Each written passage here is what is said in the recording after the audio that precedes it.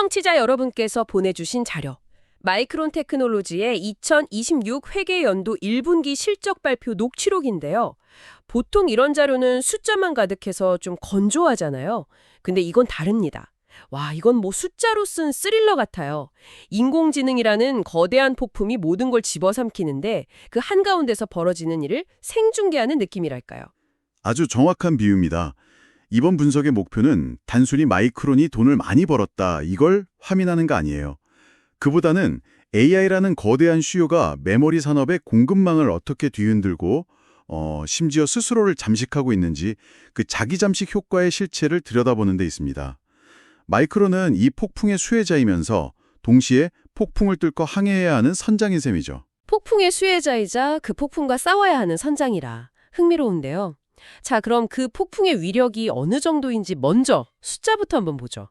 마이크론이 시장 예상을 훨씬 뛰어넘는 실적을 기록했어요. 3분기 연속으로 분기별 기록을 경신하고 있다는데 이건 거의 뭐 광풍 수준인데요. 그렇죠. 1분기 총 매출이 13억 6천만 달러, 우리 돈으로 약 18조 원이 넘습니다. 작년 같은 기간보다 57%나 증가했어요. 디램 매출은 10억 달러, 낸드는 27억 달러, 전부 다 기록적인 수치입니다. 이 모든 걸 이끄는 단 하나의 동력이 바로 AI, 그리고 AI 학습에 없어서는 안 될 HBM, 즉 고대역폭 메모리입니다. HBM, 요즘 뉴스에서 정말 많이 듣는 단어죠. 마이크론 실적에서도 HBM이랑 데이터 센터 매출이 사상 최고치를 기록했다고 하니 이 열풍의 진원지라는 건 알겠습니다. 그런데 이 자료에서 정말 놀랐던 건 HBM 시장의 성장 전망이었어요. 이게 그냥 성장한다 수준이 아니던데요? 네, 그 부분이 핵심입니다.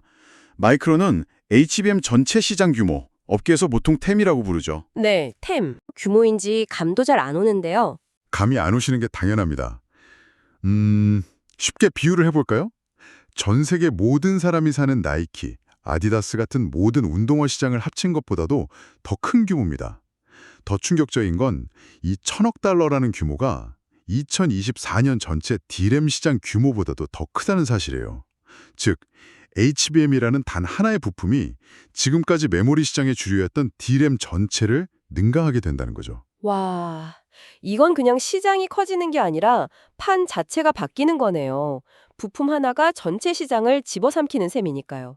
그런데 이런 예측이 너무 장밋빛은 아닐까요? 뭐 기술 시장의 거품은 늘 있어 왔잖아요. 2년 뒤에 이 예측이 좀 무서워 보일 가능성은 없을까요? 좋은 지적입니다. 하지만 이번에 좀 다르다고 보는 시각이 우세해요. 이건 단순히 새로운 기기에 대한 기대감이 아니라 컴퓨팅 방식의 근본적인 변화에서 오는 수요이기 때문이거든요. 마이크론의 자신감은 이미 확보된 계약에서도 드러납니다. 자료에 따르면 2026년까지 생산할 HBM 물량 전체가 이미 가격과 물량 계약까지 완료돼서 팔렸다고 합니다.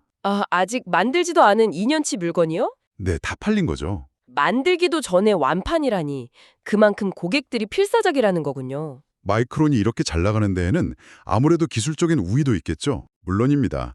특히 전력 효율성을 강조하는데요. 과거 자료에서 그들의 HBM3 제품이 경쟁사보다 전력 소비가 30% 낮다고 언급한 적이 있습니다. 이게 왜 중요하냐면 수만 개의 GPU를 돌리는 AI 데이터 센터 입장에서는 이 30%가 곧 수천만 달러의 전기요금 절감으로 이어지거든요. 냉각 비용까지 생각하면 그 효과는 더 커지고요. AI 경쟁에서 효율성은 속도만큼이나 중요한 무기입니다. 알겠습니다. 그러니까 HBM 수요는 진짜고 마이크론은 기술력으로 이 시장을 선도하고 있다. 그런데 여기서부터 이야기가 좀 복잡해지는 것 같아요. 자료 전반에 걸쳐 공급 부족, 타이트한 시장 상황, 이 말이 계속 반복되거든요. 이렇게 잘 팔리면 좋은 거 아닌가요? 왜 이게 문제가 되는 거죠? 바로 여기서 아까 말씀드린 자기 잠식 효과라는 전략적 악몽이 시작됩니다. 상상해보세요. 레스토랑에서 신메뉴가 대박이 났어요. 손님들이 그 메뉴만 시키는 바람에 다른 메뉴를 만들 재료도 시간도 없는 상황인 거죠. HBM이 바로 그 신메뉴입니다. HBM을 만드느라 다른 메모리를 만들 여력이 없어진다는 뜻인가요? 정확합니다. HBM은 구조가 복잡해서 일반 D램, 그러니까 DDR5보다 웨이퍼를 약 3배 더 많이 사용합니다. 자료에서는 이걸 3대1 트레이드 레이쇼라고 표현하는데요. HBM 칩 하나를 만들 자원이면 일반 D램 칩 3개를 만들 수 있다는 뜻입니다. AI 기업들이 HBM을 달라고 아우성이니 메모리 제조사들은 울며 겨자 먹기로 한정된 생산 라인을 HBM에 쏟아부을 수밖에 없어요. 와, 이건 정말 딜레마네요. AI의 심장을 만들기 위해서 다른 모든 기기의 혈액을 빼내고 있는 셈이군요. 그 결과로 일반 D램 공급은 줄어들고 가격은 오를 수밖에 없겠네요. 우리가 쓰는 PC나 스마트폰에 들어가는 바로 그 메모리 말이죠. 바로 그겁니다. AI의 발전이 역설적으로 다른 모든 IT 기기의 발목을 잡거나 비용을 올리는 결과를 낳고 있는 거죠. 마이크론은 이 공급 부족이 2026년을 훌쩍 넘어 상당 기간 지속될 거라고 보고 있습니다. 심지어 일부 핵심 고객들이 요청하는 수요의 절반에서 3분의 2 정도밖에 못 채워주고 있다고 고백할 정도예요. 이건 물건이 잘 팔린다는 행복한 비명이 아니라 구조적인 공급망 붕괴에 가깝다는 신호입니다. 수요라는 불길은 집 전체를 태울 듯이 번지는데 그걸 끌 물은 턱없이 부족한 상황. 그렇다면 이 수백억 달러짜리 질문은 이것이겠네요. 어떻게 이 부족한 물을 더 많이 확보할 것인가? 마이크론은 어떤 계획을 세우고 있나요? 답은 하나뿐입니다. 더 많은 공장을 더 빨리 짓는 거죠. 엄청난 규모의 투자를 단행하고 있습니다. 2026 회계연도 자본 지출, 즉 KPEX 계획을 기존 18억 달러에서 20억 달러로 상향 조정했습니다. 20억 달러요? 우리 돈으로 약 27조 원. 네. 이 돈은 전부 HBM과 차세대 D램 생산 능력을 확충하는 데 쓰입니다. 27조 원이라니 정말 천문학적인 숫자네요. 이 돈으로 뭘 하겠다는 건지 좀 구체적으로 짚어주시죠. 이건 단순히 공장 하나 더 짓는 수준이 아닐 것 같은데요. 이건 단순한 증설이 아니라 지정학적 리스크까지 고려한 글로벌 생산 네트워크 재편에 가깝습니다. 먼저 미국을 보죠. 아이다호의 첫 번째 팹 가동 시점을 2027년 중반으로 앞당기고 두 번째 팹은 2020년에 착공합니다. 뉴욕 팹도 2020년 초에 착공하고요. 아, 이건 미국의 칩스법에 호응해서 자국 내 공급망을 강화하려는 그런 움직임이군요. 명백한 전략적 행보죠. 지정학적 체스판 위에서 움직이는 거군요. 미국 외 다른 지역은 어떻습니까? 아시아에서도 동시다발적으로 움직입니다. 기술의 심장부인 일본 히로시마 팹에는 클린룸 공간을 추가해서 차세대 D램 생산을 늘리고요. 동남아 기술 허브인 싱가포르에는 HBM의 마지막 단계를 책임지는 후공정, 그러니까 어드밴스드 패키징 시설을 확충합니다. 아, 패키징까지? 네, 2027년부터 공급에 기여하도록 하고요. 그리고 공급망 다변화를 위해 인도에 지은 조립 및 테스트 시설이 이미 시범 생산을 시작했습니다. 2026년부터 본격 양산에 들어가요. 들어보니까 이건 그냥 공장을 짓는 게 아니라 전 세계에 흩어져 있는 퍼즐 조각들을 AI 시대에 맞춰 다시 조립하는 거대한 프로젝트처럼 들리네요. 하지만 공장을 짓는 데는 시간이 걸리잖아요. 당장 메모리가 급한 고객들을 안심시킬 다른 방안은 없나요? 있습니다. 바로 계약 방식의 변화입니다. 녹취록에서 단연 계약이라는 말이 여러 번 강조되는데요. 과거처럼 1년 단위로 계약하고 가격을 협상하는 방식이 아니라 구체적인 물량과 가격 약속이 포함된 훨씬 강력한 구조의 장기 계약을 논의 중이라고 합니다. 아, 이제는 장기 계약으로? 네, 이건 고객사들도 얼마나 공급만 불안에 시달리고 있는지를 보여주는 대목이죠. 이제 메모리 반도체는 필요할 때 사다 쓰는 부품이 아니라 몇 년치를 미리 확보해야 하는 전략 자원이 된 겁니다. 흥미롭네요. 공급 부족이라는 위기가 오히려 제조사와 고객사 간의 관계를 더 끈끈하게 만들고 있는 거군요.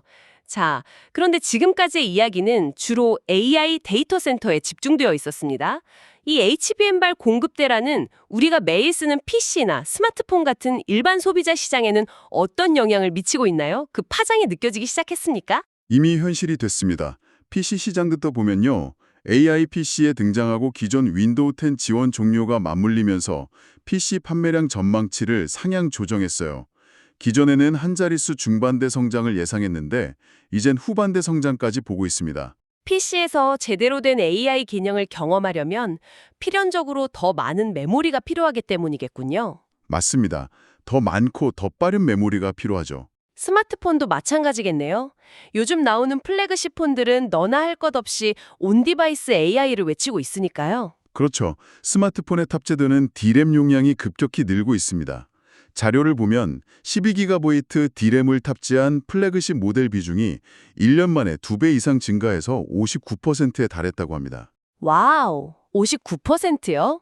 스마트폰 2대 중 1대 이상은 웬만한 노트북급 메모리를 갖추게 된 거네요. 네, 마이크론은 이미 차세대 모바일 D램인 LPDDR6 샘플을 주요 카트너들에게 제공하기 시작했다고 하니 이 메모리 무장 경쟁은 더 치열해질 겁니다. 자동차나 산업용 시장 같은 특수 분야는 어떻습니까? 거기도 AI의 영향이 미치나요? 물론입니다. 자율주행 레벨 2+ 이상 차량이라 공장의 로보틱스 분야에서도 메모리 수요가 아주 견고하게 증가하고 있습니다. 특히 자동차 분야에서는 이미 수십억 달러 규모의 설계 계약을 확보했다고 언급할 정도입니다. 공장 자동화, 항공우주, 심지어 휴머노이드 로봇까지 더 똑똑해지려는 모든 기계가 더 많은 메모리를 요구하고 있습니다. 그런데 여기서 한 가지 의문이 드네요. HBM 때문에 다른 메모리 가격이 오른다고 하셨잖아요. 그럼 스마트폰이나 PC 제조사들이 가격 부담 때문에 메모리 용량을 늘리는 걸 좀 주저하게 되지 않을까요? AI 기능 좀 포기하고 가격을 낮추자, 이런 움직임이 나올 수도 있잖아요. 아주 현실적인 우려입니다. 자료에서도 메모리 가격 상승이 일부 소비자 시장 판매량에 영향을 줄 수 있다는 점을 인정하고 있어요.